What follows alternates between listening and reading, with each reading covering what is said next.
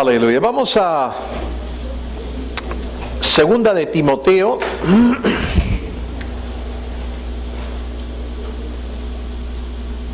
Segunda de Timoteo, el capítulo 1. Aleluya. Segunda de Timoteo, capítulo 1.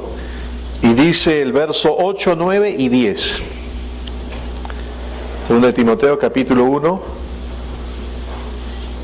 El versículo 8, 9 y 10 dice: Por tanto, no te avergüences de dar testimonio de nuestro Señor, ni de mí, preso suyo, sino participa de las aflicciones por el Evangelio según el poder de Dios, quien nos salvó y llamó con llamamiento santo, no conforme a nuestras obras, sino según el propósito suyo y la gracia que nos fue dada en Cristo Jesús antes de los tiempos de los siglos, pero que ahora ha sido manifiesta por la aparición de nuestro Salvador Jesucristo, el cual quitó la muerte y sacó a la luz la vida y la inmortalidad por el Evangelio.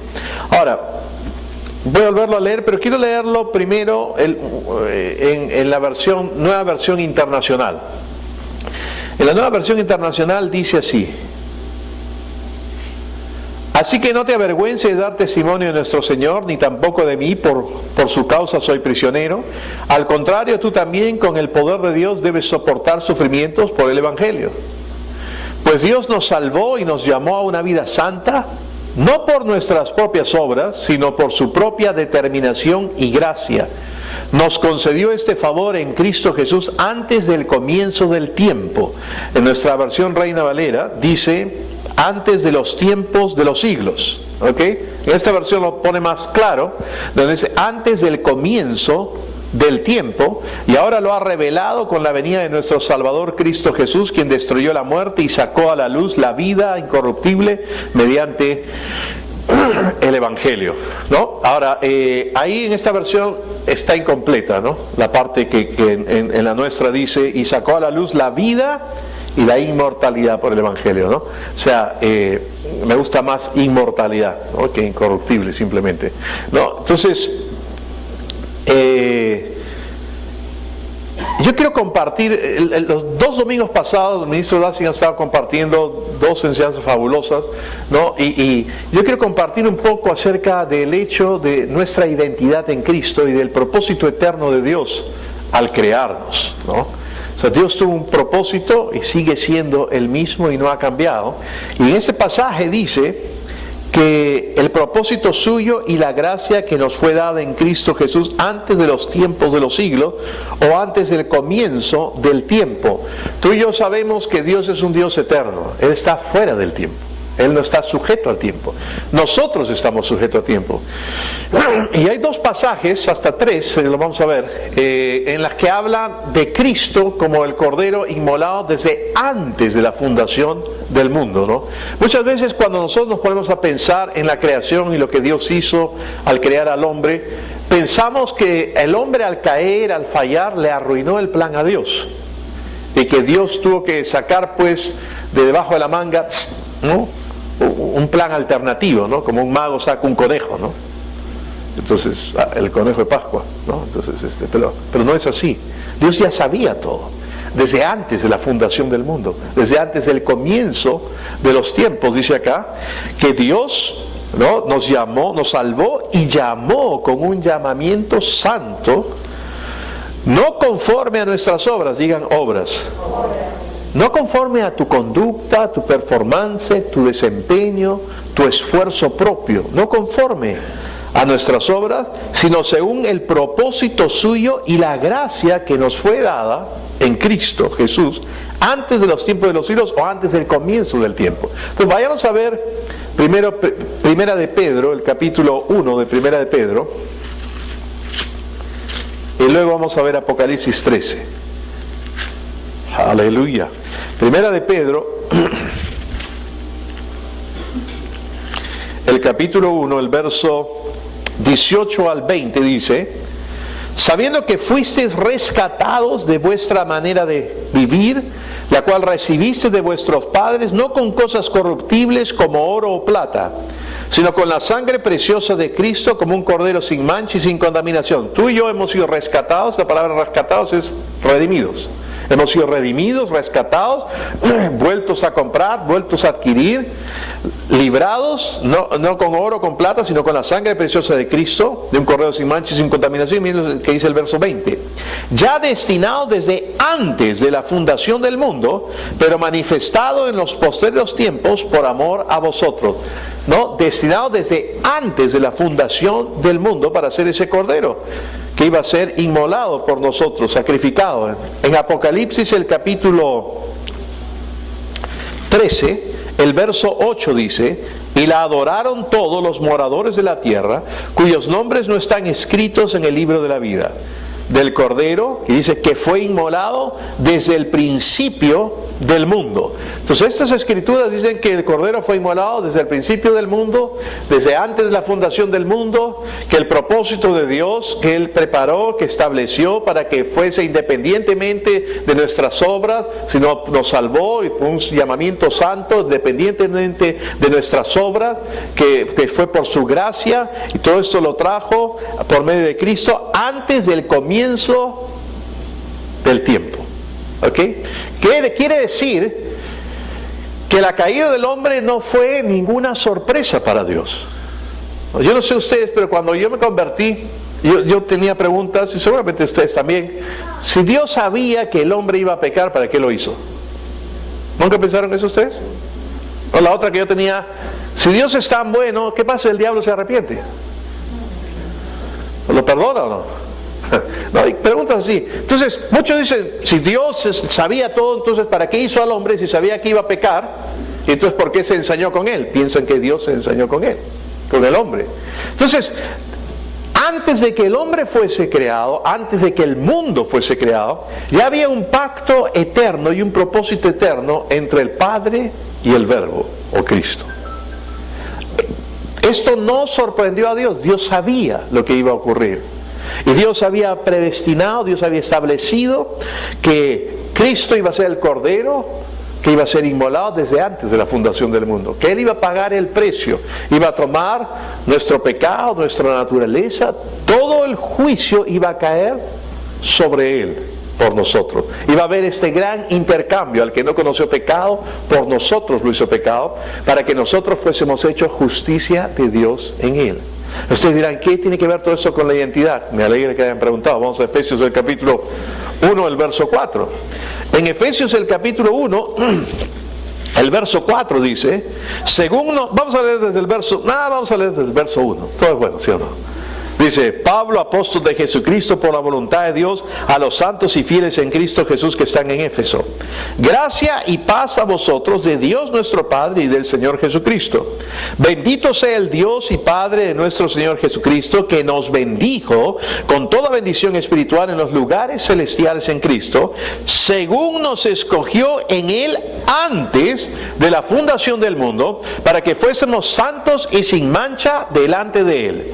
Sigamos con los otros versos. En amor, habiéndonos predestinado para ser adoptados hijos suyos por medio de Jesucristo, según el puro afecto de su voluntad, para alabanza de la gloria de su gracia, con la cual nos hizo aceptos en el amado, en quien tenemos redención por su sangre, remisión de pecados, según las riquezas de su gracia. Alguien diga gloria a Dios. Ahora noten que dice que fuimos adoptados hijos suyos por medio de Jesucristo, según el puro afecto de su voluntad. ¿Qué es el puro afecto de su voluntad?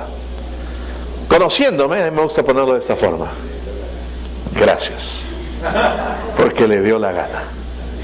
Aleluya. Ahora yo sé que para algunas personas eso es muy irreverente y todo, pero es la verdad. Es muy similar a lo que dice Lucas 12:32.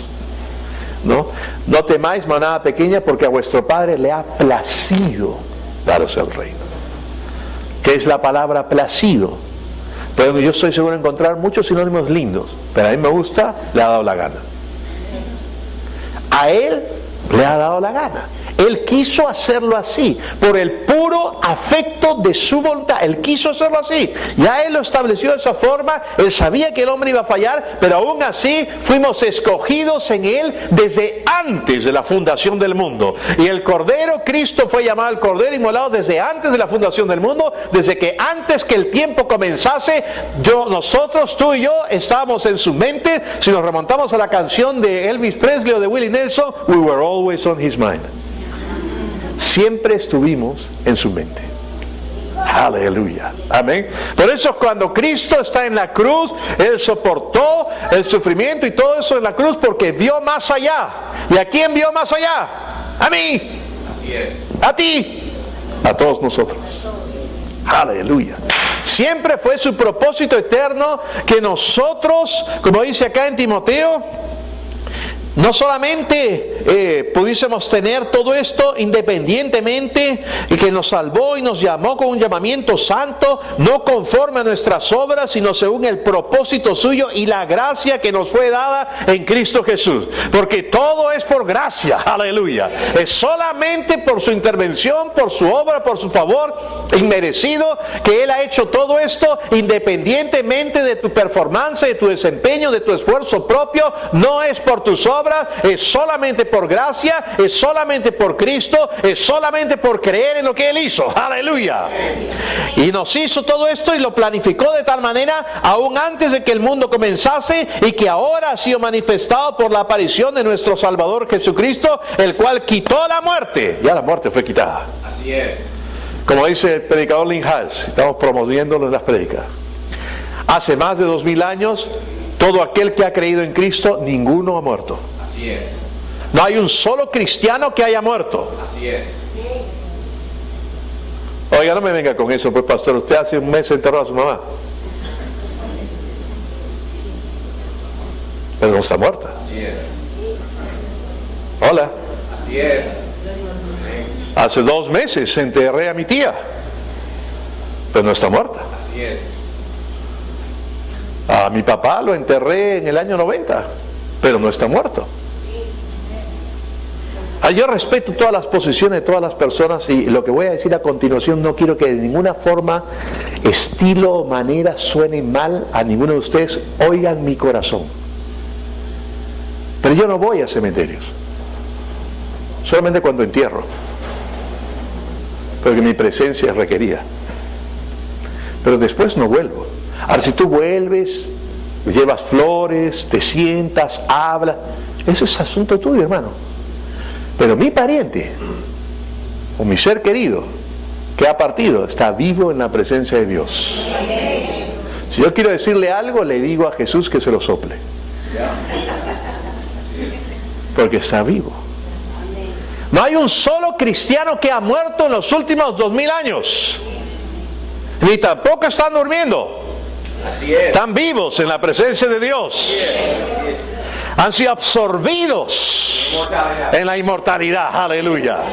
Están vivos. Y dice acá, quien quitó la muerte, no dice quitará la muerte, quitó la muerte y sacó a la luz la vida y la inmortalidad por el Evangelio. Gloria a Dios. Aleluya. Ese ha sido el propósito eterno de Dios. Ahora, cuando el hombre cayó y pecó, nosotros hemos leído en Génesis el capítulo 2, el verso 17, donde dice que el día que comieres el árbol del conocimiento del bien y del mal, ciertamente morirás, y en el hebreo, el original dice muriendo morirás. Pero yo leí eso y yo pensaba que decía, el día que comieres el árbol del conocimiento del bien y del mal, te mataré. Dios no mató a nadie. El hombre murió. Pero Dios no lo mató. No era una advertencia de Él. Cuidado, te advierto, tócalo, come y te mato. Dios no es Pablo Escobar. El día que comas de ese fruto, te mato al papá, a la mamá, al perrito. No. Él estaba advirtiendo lo que iba a pasar, porque el árbol del conocimiento del bien y del mal se le puede llamar el árbol de la moralidad. Así es. ¿Ok? Y el árbol tenía que estar ahí porque si no el hombre no hubiese tenido ninguna elección. Y no hubiese sido creado con libre albedrío, con la posibilidad de escoger, de elegir. Pero lo puso ahí para que él eligiese. Era su opción elegir. Pero él pudo haber elegido, no, yo sé que este es el árbol del conocimiento del bien y el mal, pero yo prefiero que todo lo que tenga que conocer, lo conozca en comunión con Dios. Caminando con Él. Si voy a comer, prefiero comer del árbol de la vida, no de este. Pero no escogió eso. Y el gran pecado de Adán no fue una desobediencia rebelde, porque era un rebelde sin causa. No. La desobediencia de Adán fue por querer hacer algo bueno. Escúchenme, religiosos. Los del video, ¿no? Pues yo espero que ya ustedes estén inoculados, pero... No fue por querer hacer algo malo, fue por querer hacer algo bueno. ¿Qué cosa buena? Agradar a Dios en su propio esfuerzo, en su propia justicia, querer ser como Dios. Pero se olvidó que en Génesis 1, 26 y 27, Dios dijo, hagamos al hombre. Elohim dijo, hagamos al hombre conforme a nuestra imagen y conforme a nuestra semejanza. Y señoré. Aleluya. ¿Ustedes escucharon una prédica del Dr. Lynn Hals? Cuando en Corintios dice que lo débil de Dios es más fuerte que los hombres. Muchas veces hemos tomado que el hombre más fuerte no se compara con lo débil de Dios, es mucho más fuerte que él. Pero en realidad cuando habla ahí de eso, la debilidad de Dios es más fuerte que el hombre aún más fuerte que pueda haber. ¿Y qué es la debilidad de Dios? ¿Qué es la debilidad de Dios? Tú. Nosotros somos la debilidad de Dios. Dios nos ama. Tú eres la debilidad de Dios, Pía. Está feliz que nos haya venido a visitar, yo también. Aleluya. Tú eres la debilidad de Dios. Nosotros. Dios nos ama. Por eso es que el salmista dice, oiga, usted predica para que se sientan bien. Recién están captando. Porque ese es el Evangelio. Así es. Cuando el salmista dice, ¿qué es el hombre para que tengas de él memoria? Lo has coronado con todo favor y gloria. Lo has hecho señorear sobre la creación. Lo has puesto y le has puesto todas las cosas. Lo has hecho una sombra menor que tú. Yo les pregunto, ahora en el verano, ¿cuán cerca está la sombra de ustedes, pegada a ustedes? ¿Se han tratado de escapar? ¿No han visto a los chiquitos cuando tratan de escaparse de la sombra? ¿Y la sombra los sigue? Así estás tú con Dios, una sombra menor. Adán perdió, no captó que él ya era como Dios y que podía caminar con Dios y tener comunión con Dios. Dios plantó un huerto para que caminase y tuvieran comunión con Él y caminaran al fresco del día. Pero la serpiente fue astuta y engañó a Eva y tentó a Adán. Y ellos dijeron, sí, que hay que ser como Dios. Quisieron agradar y ser como Dios en su propio esfuerzo, en su propia justicia, y erraron. Por eso el árbol del conocimiento del bien y el mal es el árbol de la moralidad. Y desde entonces la humanidad quiere hacer lo correcto, pero en sus propias fuerzas, no siendo guiado, gobernado y dirigido por Dios. Y cuando Dios llega al huerto, después de que ha pecado el hombre, el tono de Dios no cambia. Él no dice, Adán, Adán. No habló como un cachaco. Si no lo entienden es jerga acá. No habló como un militar. ¡Dosas! ¿Qué has hecho? Eres una bestia. Arruinaste mi plan. No. Él no cambió en su tono en lo absoluto. ¿Dónde estás? Me escondí. ¿Por qué te escondiste? Porque tuve miedo. ¿De qué tuviste miedo? Porque estaba desnudo. ¿Quién te dijo que estabas desnudo? Y ahí empieza pues el echar la culpa a alguien más, ¿no? La mujer que tú me diste. Oh, ya ves, Dios, yo estaba tranquilo. Pero tú me arruinaste cuando trajiste a Eva. Tú eres el culpable. Eva, le dije, mujer, la mujer se volvió a la serpiente. La serpiente. Y cuando le habla a la serpiente, o sea que no hay nadie más. Y siempre el hombre trata de culpar a alguien más. Pero él le dice, la mujer que tú me diste. Entonces, Dios le dijo, ¿has comido? Entonces, ahí le dice, ¿no? ¿Y qué hicieron ellos? Se ocultaron. ¿Por qué tú ves? Porque está desnudo. ¿Quién te dijo? Ahora, hermanos, antes de comer el fruto, ¿no estaban desnudos?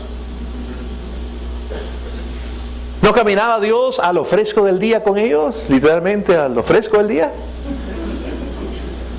Dios no se escandalizaba. Hola, Dios los creó, los hizo. Dice que se ocultaron y se cubrieron con hojas de higuera. Yo particularmente creo que el fruto que comió Adán y Eva fue de la higuera. Pero el árbol que ahora, y que yo creo que el árbol de la vida debe ser el olivo, al contrario al de la higuera, ¿okay? Porque habla de estos árboles a lo largo de la Biblia, ¿no? Porque ellos no comieron y se vieron que están desnudos y ¡ay! A buscar hojas grandes. No, creo que nomás, yo creo que con lo que comieron y ahí estaba, ahí se taparon. Con las hojas de higuera, dice. Están tapados ahí, ocultos. Pero eso no arruinó el plan de Dios, ya Dios sabía.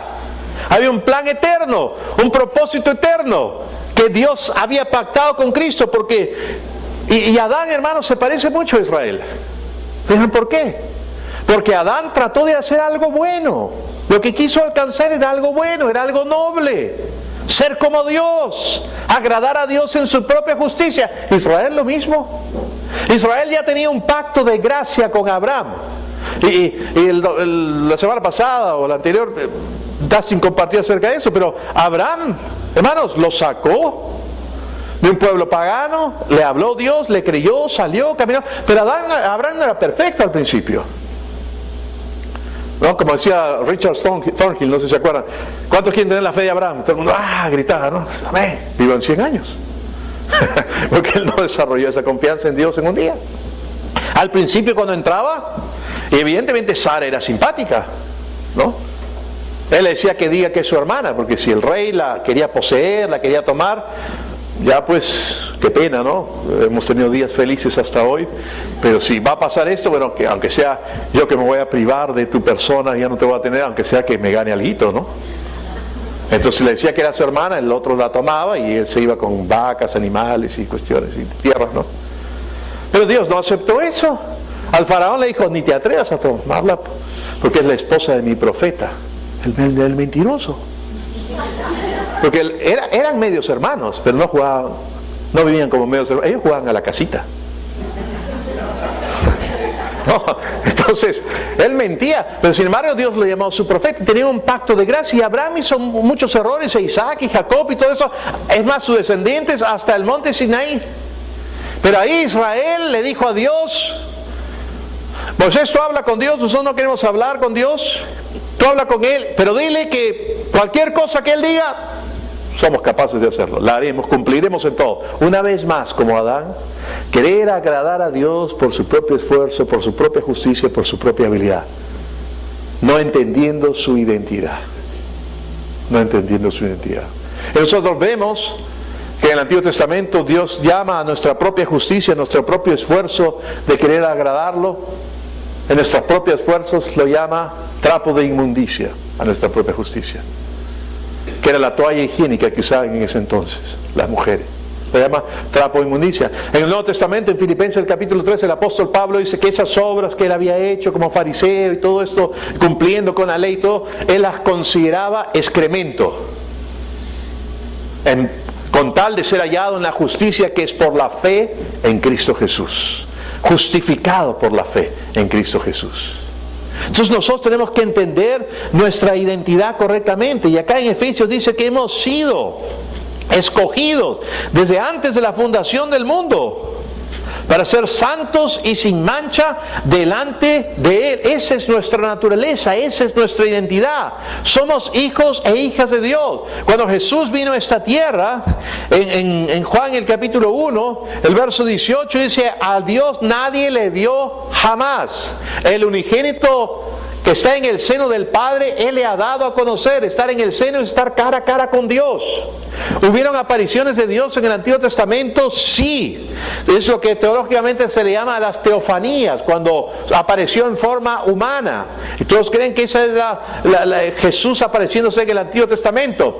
Pero realmente conocerlo, Nadie lo ha conocido. El que lo ha dado a conocer es Jesús. Dios es todo lo que Jesús ha dado a conocer acerca de Él, lo que Él ha hablado acerca de Él, porque todo lo que habló solamente lo que escuchó al Padre decir. Todo lo que hizo hizo lo que el Padre hizo y nada más. Y nosotros podemos ver ahí un Dios de amor, un Dios interesado en nosotros, un Dios que quiere lo mejor para nosotros. Ahora con Dustin, y es interesante que en Mateo, Marcos, Lucas habla del reino, que Jesús trajo el reino y que estamos en el reino. Pero el Evangelio de Juan habla de vida. La palabra reino no aparece en el Evangelio de Juan. La palabra vida se repite una y otra vez en el Evangelio de Juan, dando a entender que el reino y la vida son lo mismo. Es un reino de vida. Y Él quería que nosotros, desde el principio, un reino de sacerdotes, un reino que ministrara a Dios, un reino en que viviéramos en esta vida y comunión con Él. Y Él vino a traer esta vida y la inmortalidad. Aleluya. Pero tú tienes que entender tu identidad. La gente asocia santidad. Una persona es más santa cuando menos peca. ¿Sí o no? Es el concepto que realmente se acepta de santidad. Cuando tú pecas más, menos santo eres. Cuando menos pecas, más santo eres. Pero esa teoría, esa forma de ver las cosas tiene un gran problema. Se los voy a decir. La Biblia dice que Dios es 3 veces santo. Y Dios nunca ha pecado. Es más, dice que Él no es tentado por el mal, ni Él tienta mal, nadie. Entonces, nuestra definición de santidad es una persona que peca menos, o no peca. Entonces, hay un problema, porque Dios no es ni tentado, ni ha pecado, pero la Biblia dice que Él es santo. No, nosotros somos santos porque hemos sido separados para Dios, y esa es nuestra naturaleza. Tú debes conocer tu naturaleza. ¿Quién eres tú en Cristo Jesús? El hombre, por no conocer su identidad, cambió el huerto que Dios lo había establecido para que tenga una vida que disfrutase, y cambió el huerto y lo transformó en un cementerio. ¿Por qué? Porque en el principio dice, entró el pecado por un hombre, y por el pecado la muerte, y la muerte pasó a todos los hombres. Pero a diferencia del primer Adán, el postrer Adán, Cristo Jesús, por la obediencia de un solo hombre, por la obediencia de Él trajo la vida a todos los hombres. Y por creer en Cristo Jesús, dice que los que hemos recibido la abundancia de la gracia y el don de la justicia, reinaremos por uno solo, Jesucristo, en esta vida, no allá, en esta vida. Déjame decirte, hermano, hermana, que mientras tú no entiendas tu identidad correcta de quién tú eres en Cristo Jesús, tú eres todo lo que Cristo es, tú tienes todo lo que Cristo tiene, y tú puedes hacer todo lo que Cristo puede hacer, porque así como Él es, así somos nosotros en este mundo, no en el otro mundo, en este mundo. Aleluya. 1 Juan 4, 17. Aquí y ahora. Y por eso el verso 18 dice que no tenemos temor cuando estemos en crisis o situaciones difíciles, porque el amor de Dios echa fuera el temor, porque al entender que tú estás en Cristo, que tú eres como Cristo, Juan 17 dice que el Padre mismo os ama como a mí me ha amado. El Padre nos ama. Hermano, hermana, yo quiero decirte una cosa, tienes que ver esto claramente. Tú eres la debilidad de Dios. Yo me acuerdo cuando mi hija era chiquita, bueno, aún grande todavía, pero cuando era chiquita, ¿no? Ayer estuve en la inauguración de un colegio, me pidió mi hermano ir a orar, y habían los niñitos chiquitos, me hacían acordar, pues, ¿no? Y cuando mi hija venía, y siempre no venía a pedir, porque ustedes saben cuando vienen a pedir también, ¿no? No, pero no venía, simplemente chiquita venía corriendo, me abrazaba, me besaba y qué sé yo estaba ahí colgado en su dedo meñique. Era mi debilidad, sigue siendo mi debilidad, pero no se lo digan. ¿No? ¿Me dejo entender o no? Tú eres la debilidad de Dios. La Biblia dice que nosotros somos la niña de sus ojos. Es hora de que empieces a cambiar tu concepto de tu Padre. Es hora de que comiences a verlo como Él es y como Él te ve. Él está chocho por ti. Él está orgulloso de ti. Él nos ama con un amor inalterable. En Jeremías 31:3 dice: con amor eterno os he amado, por tanto prolongué mi misericordia. Está hablando Israel, pero luego ahora nosotros, aleluya, hemos recibido el reino y hemos recibido este evangelio y hemos recibido todo esto. Lo que el pueblo de Israel desechó, nosotros lo hemos recibido. Y ahora todo el mundo, Él ya pagó el precio por toda la humanidad. Hermano, hermana, ya para Dios no hay ningún problema con el pecado. ¿Han puesto a pensar en eso? Jesús pagó el precio. Y cuando nosotros vemos el inicio, cuando el hombre pecó, el primer sacrificio que se hizo, pensamos, y eso lo compartió muy bien Dustin, pensamos en un Dios sangriento. ¿Por qué tanta sangre? ¿Se acuerdan cuando vino el embajador Larry Higgins y compartió un domingo y habló unas estadísticas asombrosas de cuánta sangre y cuántos animales y cuántas cosas se requerían en los sacrificios diarios? ¿Ustedes han olido la sangre? Tiene un olor particular. Hay algunos que se desmayan nomás cuando la ven. El olor. Imaginen la cantidad de sacrificios. Y pensamos en un Dios sangriento. A los judíos cuando son chiquitos se les enseñan que no te juntes con los cristianos. No sé si ahora, pero antes, porque son sangrientos, ¿no? O sea, beben la sangre. No, o sea, básicamente somos vampiros. Desde esa perspectiva. Pero nuestro Dios no es la diosa Kali, hermanos, de la India, donde hay que sacrificar y matar y presentar corazones como anticuchito. No, la sangre no fue para Dios. La sangre fue para cubrir la conciencia del hombre de culpa. Por eso es que en Hebreos dice claramente: sacrificios de animales, de becerros, de toros, esto no te agradaron, por tanto me preparaste cuerpo, y aquí que yo vine, oh Dios, para hacer tu voluntad. Hebreos 10 habla de eso. Hebreos 9 nos dice también que los sacrificios de los toros y los animales no podía limpiar la conciencia, pero cuando vino Cristo y ofreció su sacrificio, limpió una vez y para siempre nuestras conciencias de obras muertas. ¿Qué son las obras muertas? Toda buena obra que se trata de hacer con el fin de obtener algo de parte de Dios. Hoy día tú puedes hacer una obra muerta. Puedes estar sirviendo como mujer. Puedes estar sirviendo en la iglesia en alguna cosa, en algo, y lo haces como una obra para tratar de agradar a Dios y obtener algo de Él, o que Él te ame. Es una obra muerta. No sirve para nada. Lo único que sirve es el sacrificio que Cristo Jesús hizo por nosotros y que nos fue atribuido esa justicia por simplemente creer en Él. ¿Puedo oír un fuerte amén? Pero mientras tengamos un problema de identidad, mientras no entendamos estas cosas, no vamos a disfrutarlo. La sangre fue para cubrirlos a ellos. Esos primeros animales que fueron sacrificados, no se sacaron su piel con un cierre que tenían. No, eso no es dibujo animado en que las ovejitas se sacan su lanita.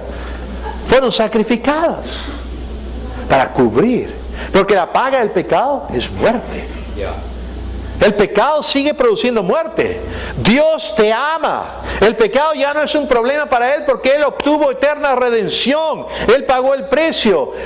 La justicia ha sido cumplida, todo está cumplido, ya no hay ninguna deuda para con Dios. Dios te ama, se interesa por ti y no cambia nada. Pero el pecado sigue produciendo muerte. Hola. Si tú bebes y bebes y bebes y bebes y te vuelves un alcohólico, si haces paté de tu hígado, eso Dios no te lo ha mandado. Dios no mandó a los ángeles: vuélvanle el hígado paté. Si mueres de cirrosis, te lo causaste tú. Si vives una vida promiscua y eres adicto al sexo, vas a plagarte de ETS o de SIDA, o por último ahorita te dará Zika.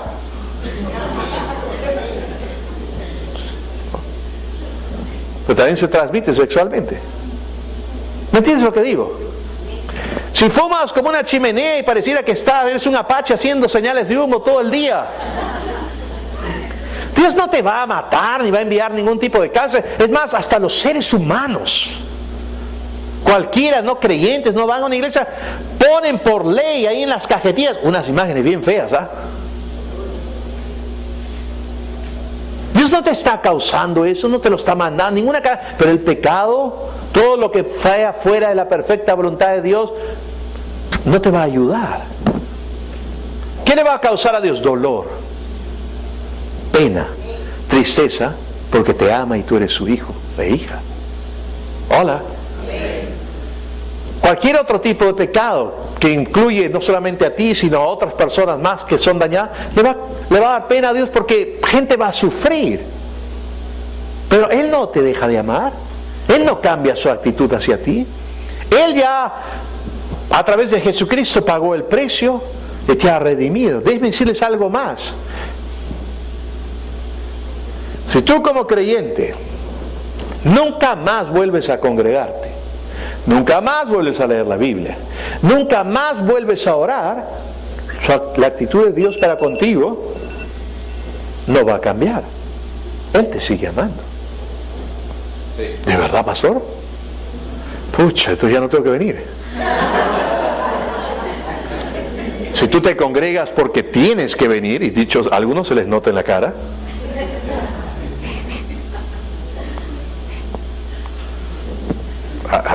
a ellos que se les nota en la cara. No, cuando estoy predicando, tiene una cara, se cae el gordo ya.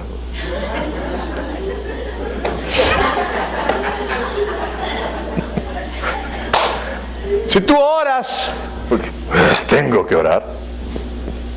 Si tú lees la Biblia, ay, el programa, ahora me toca Levíticos. Hermano, si tú haces las cosas porque tienes que hacerlas, estás fundido. ¿Ves? Mi esposo no ha podido estar con nosotros hoy día, pero digamos que en esta silla de acá está mi esposa, ¿ok? Entonces, si yo hablo con ella, tengo comunión con ella, es porque me nace. No es porque tengo, ya te toca tu horario, vamos a hablar pues. Si me acerco a ella así a decirle eso, ya me manda a volar para empezar. ¿Estamos o no? Pero si una persona ama a alguien, quiere tener comunión. Si tú entiendes, yo les pregunto, al entender todas estas cosas que estamos compartiendo, que Dios ha hecho por ustedes, ¿no producen ustedes que ustedes se enamoren más de Él? Bueno, yo estoy perdidamente enamorado de Jesús. Además, somos la esposa de Cristo. Somos el cuerpo de Cristo, somos la esposa de Cristo. Somos su esposa. Acá en el Perú, no sé si en otros países latinoamericanos, pero por lo menos de acá puedo hablar, cuando un hombre y una mujer se casan, el apellido de la esposa viene a ser, por ejemplo, Juanita, ¿tu apellido soltera? Herrera. Entonces ella es ahora Juanita Herrera de Vértiz. ¿No? Está muy bien. Mi esposa sería Milagros Rincón de Campos. Yo siempre la vacilo que la saqué del rincón a los campos.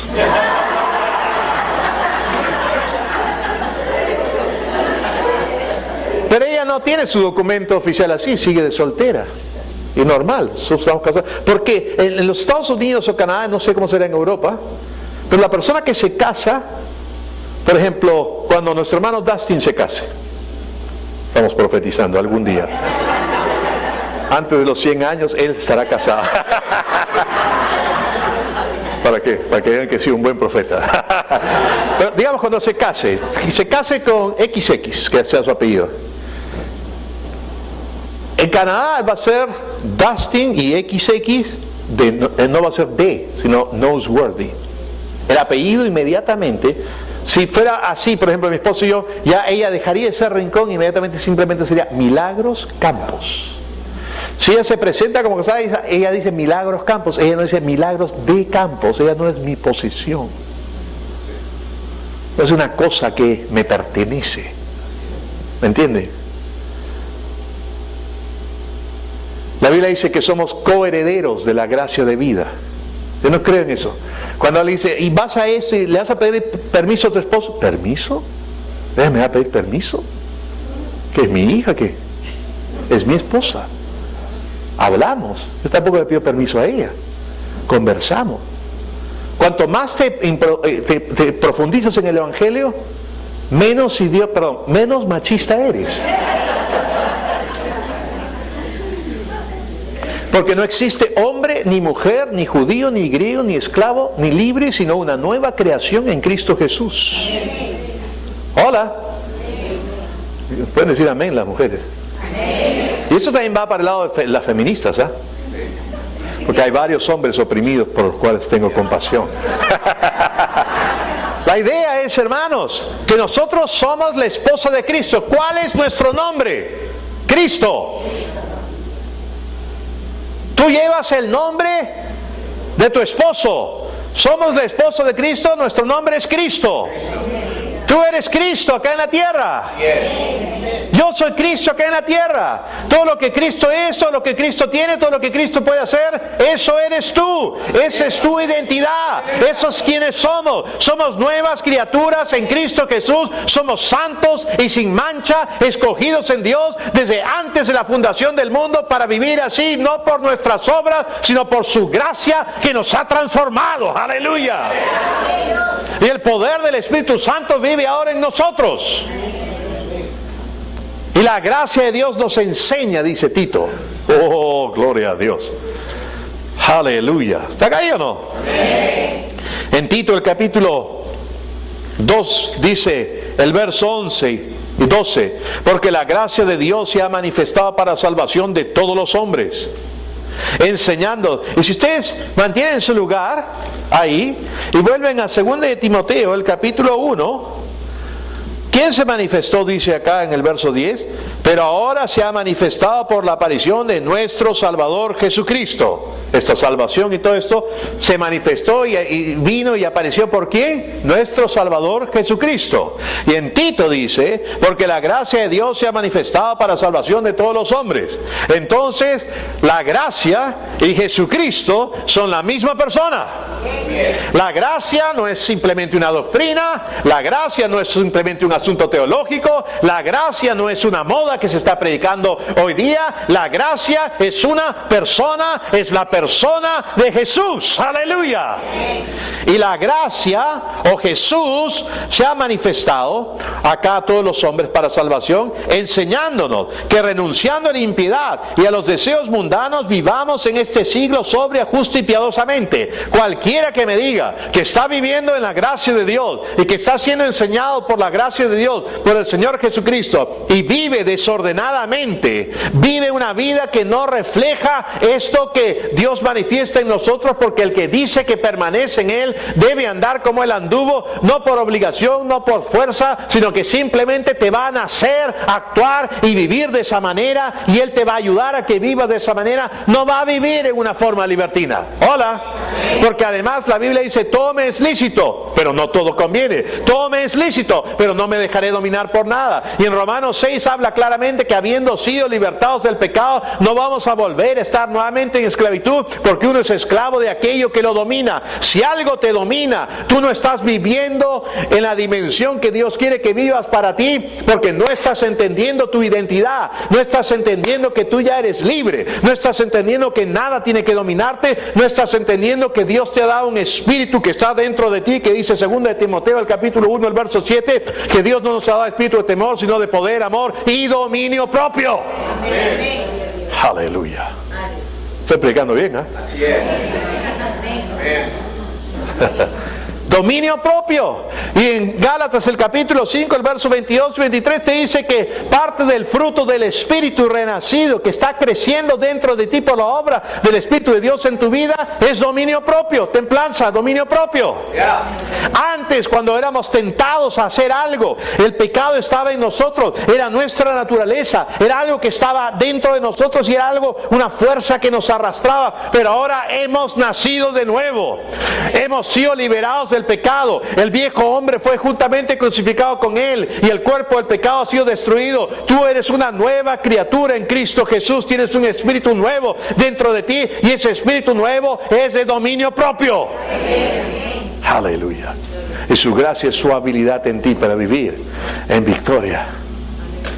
Adán convirtió el huerto en un cementerio, porque la muerte pasó a todos los hombres. Pero Jesucristo, al resucitar, transformó el cementerio en un huerto. Aleluya.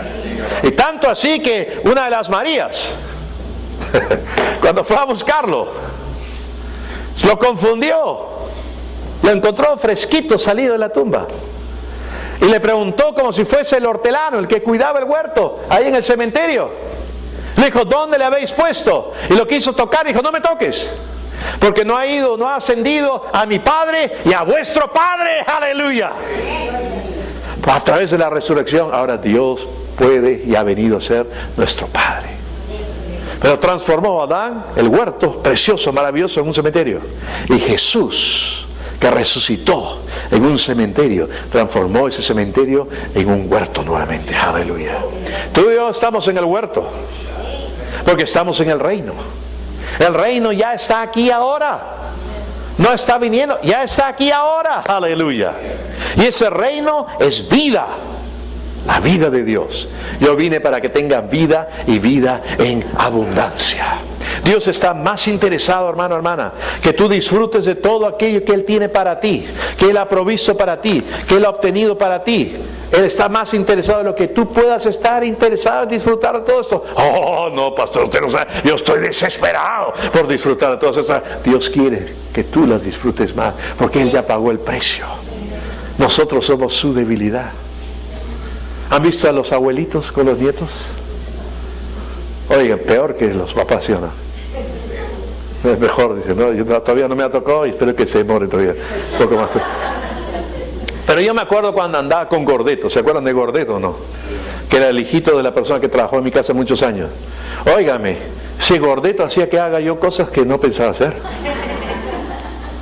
¿no? Porque en mi cama solamente está, por supuesto, mi esposa, ¿no? Pero permitido Sparky. Que Dios lo bendiga. El 30 de enero cumplió un año Sparky. Pero bueno, Sparky era el único. Pero después Gordeto estaba sentado y veía televisión al lado mío. Me ha hecho jugar, arrastrar y óigame. Y Dios me ama a mí, yo sé. Y yo sé que Jesús dijo, dejad que los niños vengan a mí, pero en mi caso, dejad que se alejen de mí. Pues me pone nervioso. Tienen a todos los ángeles chambeando por ellos. Rozan las esquinas de las puntas de las mesas. Están a punto de caerse. Yo estoy... No, eso no es relajo. No. Pero con Gordeto lo hacía. Dios nos ama, hermano. Tienes que establecerte en tu identidad. T.L. Osborne, en África, predicando el Evangelio, le dijo, ¿quieren ver cómo luce Cristo en los Estados Unidos? Luce como yo, pálido, le dijo. ¿Quieren ver cómo luce Cristo en África? Dijeron sí. Y escogió de ahí del grupo, sin saber él. Pero era uno que había sido sanado en la campaña. Se acababa de convertir y dijo, Cristo luce como él. Hermoso, bello. Él está lleno de vida, la vida de Dios. Todo lo que Cristo es, Él es. Todo lo que Cristo tiene, Él tiene.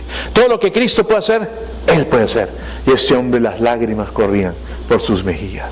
Tú eres Cristo acá en África, le dijo. Cuando ese hombre salió, comenzó a compartir el Evangelio, porque él creyó que Cristo estaba en él. Efesios capítulo 2 dice que estamos sentados en lugares celestiales en Cristo Jesús. Estamos en Cristo. ¿Por qué estás sentado?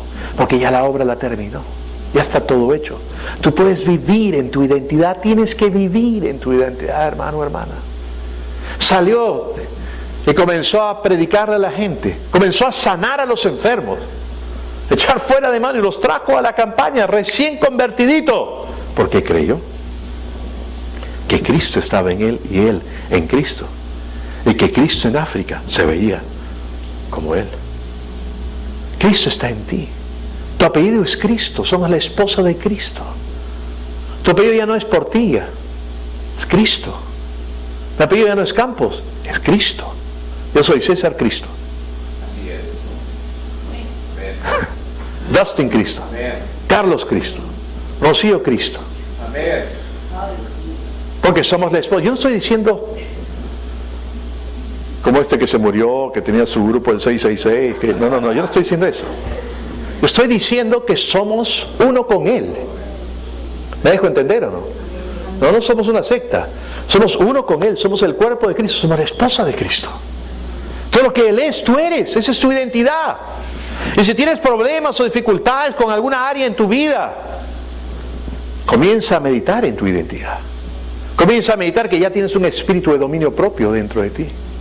Que nada te va a dominar. Si hay algo que te domina, hermano, tú no estás viviendo en la libertad del reino.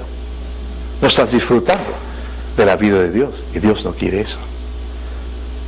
Van a ser 4 años. Yo clamé a Dios y me rendí. Y le dije, Señor, soy adicto a la Coca-Cola. No la puedo dejar. Yo he tratado, pero no puedo. Y cuando le he dejado mis fuerzas, cuando he vuelto a tomarla, como un alcohólico a seguir bebiendo. Y ese es el gran problema de muchos de estos grupos. Ayudan a muchas personas, pero su identidad nunca la cambian. Se paran y dicen, soy fulano de tal, soy adicto a tal cosa.